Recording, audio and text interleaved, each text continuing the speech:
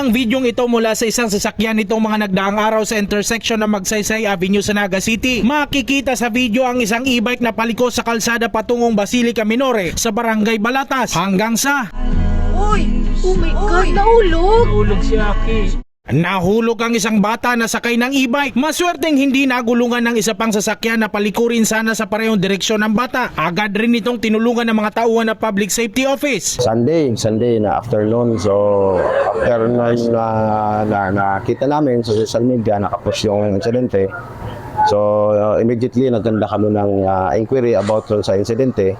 So napag-alapan namin na yun nga hindi secure yung bata doon sa e-bike. So ayun siguro pag biglang diko niya sabi pa nga parang naglalaro daw ng cellphone yung bata.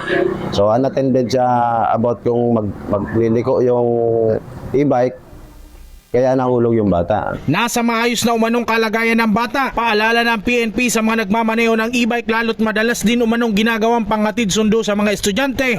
Paalala sa mga nagdadrive nang lalo yung e-bike. Talaga yung e-bike prone talagang mahulog yung mga nakasakay dyan lalo yung bata.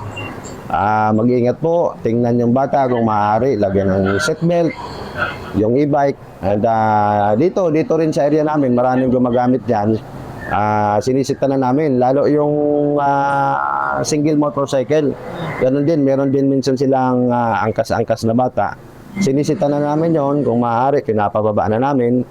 And if ever, pinapaalala namin na hawakan yung bata. Jan Amador, CSN.